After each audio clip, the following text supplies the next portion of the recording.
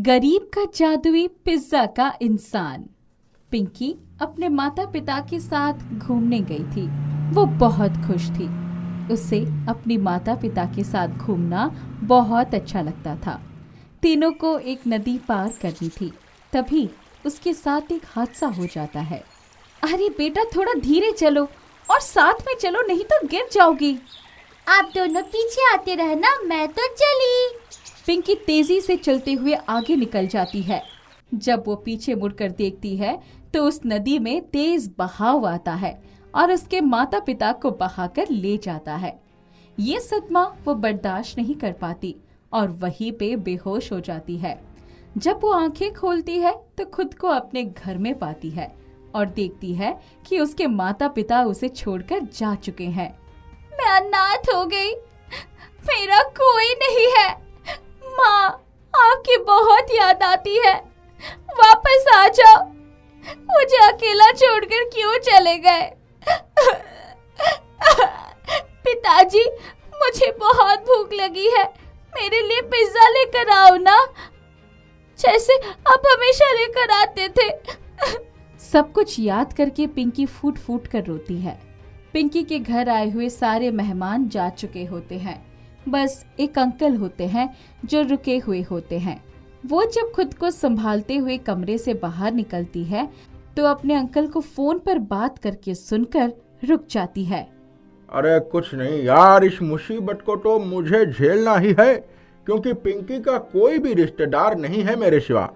अब जब तक सारी प्रॉपर्टी मेरे हाथ में नहीं आ जाती तब तक इसकी देखभाल मुझी को करना होगा। एक बार पिंकी कागजों पर दस्तखत कर दे फिर तो मैं इसको इसके माता पिता के पास भेज दूंगा। अंकल की ये बात सुनकर पिंकी बहुत डर जाती है और डर के मारे एक कमरे में छिप जाती है। तभी कदमों की आहट उसे और डरा देती है। ऐसा नहीं हो सकता, मैं अपने माता पिता की जायदाद को गलत हाथों में नहीं जाने दे सकती। ये अंकल जरूर मेरे साथ कुछ गलत कर सकते हैं। मुझे यहाँ से कुछ भी करके भागना होगा। अगर मैं यहाँ उनके हाथ लग गई तो ये प्रॉपर्टी सारी उनके नाम पर कर लेंगे। मैं ऐसा नहीं होने दे सकती। पिंकी पलंग पर बिछी चादर को पलंग से बांधकर खिड़की के बाहर फेंकती है और उसकी मदद से नीचे उतर जाती है और वहां से भाग जाती है।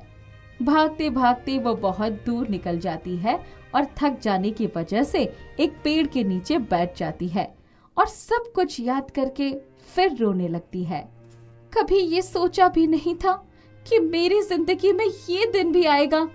पूरा दिन हो गया भागते भागते, बहुत भूख लगने लगी है।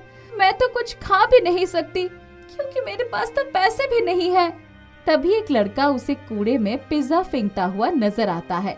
वो भागकर कूड़ेदान के पास जाती है और पिज्जा के डिब्बे को उठा लेती है और उसे निहारते हुए वो नम आंखों से अपने माँ बाप को याद करती है। एक समय था जब पापा मेरे लिए रोज पिज्जा लेकर आते थे। आज मुझे कूड़ेदान में से पिज्जा उठाकर खाना पड़ रहा है। अगर मेरा भाई होता तो सारी प्रॉपर्टी आज उसी के नाम होती, मुझे ये सब ना देखना पड़ता। तभी वहाँ से एक साधु गुजर रहा था जो पिंकी को इस तरह रोता हुआ देखकर रुक जाता है। वो पिंकी के पास आकर उसे सारा हाल पूछता है और उसे कहता है, तू चिंता मत कर, मैं तुझे एक भाई दे रहा हूँ। ये तेरे हाथ में जो पिज्जा है वही तेरा भाई बनेगा और तेरी सारी मुसीबतों को हर लेगा। बाबा, पिज्जा खाने के लिए होता है, रिश्ते निभाने के लिए नहीं। साधु अपने कमंडल में से पानी फेंकता है और पिज्जा एक लड़के का रूप लेता है, जिसे देखकर पिंकी बहुत खुश होती है और उसे अपने घर ले जाती है, जहां पर उसके अंकल पहले से ही मौजूद थे। पिंकी को देखकर वो खुश होते हैं, पर जब उन्हें पता चलता है कि उसका एक भाई है तो उनके पैरों तले जमीन ही खिसक जाती है। अरे ऐसे कैसे हो सकता है पिंकी? तुम्हारा तो कोई भाई नहीं था, ये अचानक से तुम्हारा भाई कहाँ से प्रकट हो गया है? ये मेरा भाई है, बस यही काफी है आपको जानने के लिए। अब ये हमारे साथ ही रहेगा इसी घर में। अब मुझे एक नहीं 2 लोगों को रास्ते से हटाना होगा। अब जब भी उसके अंकल पिंकी के साथ कुछ भी बुरा करने की कोशिश करते तो शिवम बना हुआ पिज्जा उसको बचा लेता था। इस दूध में जहर मिला देता हूँ, दोनों एक साथ ही मेरे रास्ते से हट जाएंगे।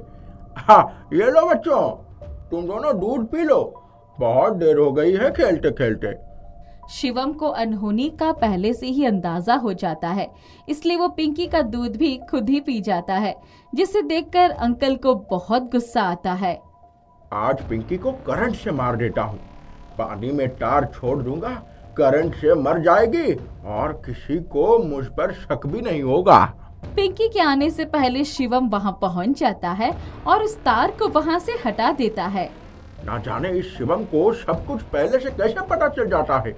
ये मेरे सारे किए कराए पर पानी फेर देता है। मुझे पिंकी को नहीं, पहले शिवम को रास्ते से हटाना होगा। मैं अभी कुछ गुंडे बुलवाकर इस शिवम का पट्टा साफ करवाता हूँ। जब शिवम बाहर गया हुआ होता है तो कुछ गुंडे बुलवाकर अंकल उसको मरवाने की कोशिश करते हैं, पर उस पर डंडों का कोई असर नहीं होता। ऐसा लगता है जैसे कि उसकी बॉडी लचीली हो गई हो। जितने भी डंडे उसकी बॉडी पर पड़ते, वही डंडे उछलकर उन गुंडों के ऊपर जाकर उनकी पिटाई कर देते हैं। ये सब हो क्या रहा है? बहुत हुआ, अब मैं इस घर को ही आग लगा देता हूँ। ना रहेगा ये घर और ना बचेंगे ये दोनों बच्चे। रात को जब दोनों सोए हुए होते हैं तब वो पूरे घर में मिट्टी का तेल छिड़क देता है, पर जैसे ही आग जलाने के लिए माचिस उठाता है तो शिवम उनके सामने आ जाता है।